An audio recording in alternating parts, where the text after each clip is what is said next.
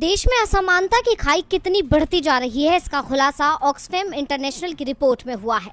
Report में दावा किया गया है कि 2021 में भारत के 5% लोगों का देश की कुल संपत्ति में से 62% हिस्से पर कब्जा था, जबकि भारत की गरीब 50% आबादी के पास देश की महज 3% संपत्ति ही थी। दावोस में वर्ल्ड इकोनॉमी फोरम की बैठक में राइट्स ग्रुप ऑक्सफैम इंटरनेशनल ने अपनी वार्षिक असमानता की ये रिपोर्ट पेश की है।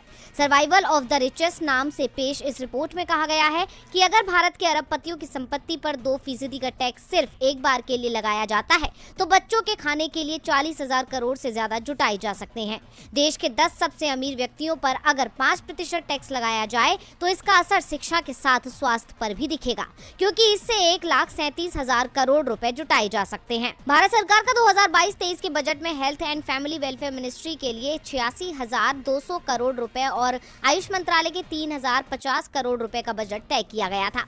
यानी 10 अमीर व्यक्तियों से टैक्स से वसूली रकम इससे 1.5 गुना ज्यादा बैठती है।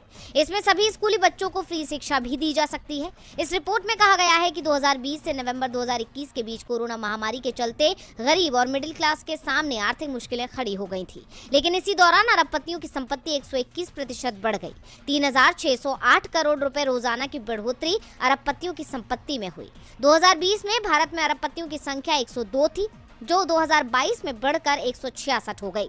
रिपोर्ट में इस बात का भी जिक्र है कि 2012 से 2021 के बीच देश में जितनी संपत्ति पैदा हुई उसका 40% हिस्सा सिर्फ 1% लोगों के हाथों में गया।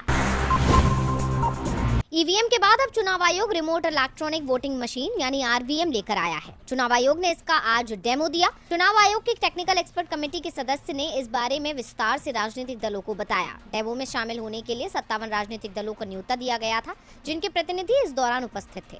चुनाव आयोग का दावा है कि रिमोट ईवीएम से अपने घर से दूर किसी दूसरे शहर या राज्य में रहने वाले वोटर विधानसभा और लोकसभा चुनाव में वोट डाल सकेंगे। सिर्फ वोटिंग के लिए उन्हें अपने होम टाउन नहीं आना होगा। इसका सबसे ज्यादा फायदा घरेलू प्रवासियों को होगा, लेकिन चुनाव आयोग की कोशिश पर राजनीतिक दल आपत्ति जता रहे हैं। उन्हें इस मशीन की विश्वसनीयता पर भी भरोसा नहीं दिख रहा है।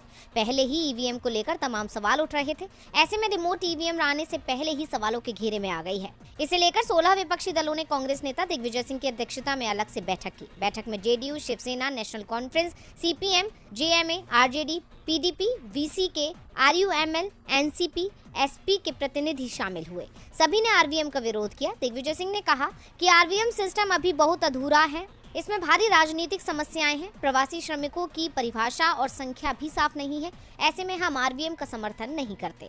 इस मामले में 31 जनवरी तक सभी राजनीतिक दलों से आपत्तियां और सुझाव चुनाव आयोग ने मांगे हैं और दिग्विजय सिंह का दावा है कि विपक्ष को आरवीएम मंजूर नहीं है। हम अपना जवाब चुनाव आयोग को समय पर भेज देंगे, लेकिन इससे पहले 25 जनवरी को एक बार फिर विपक्षी दलों की बैठक होगी।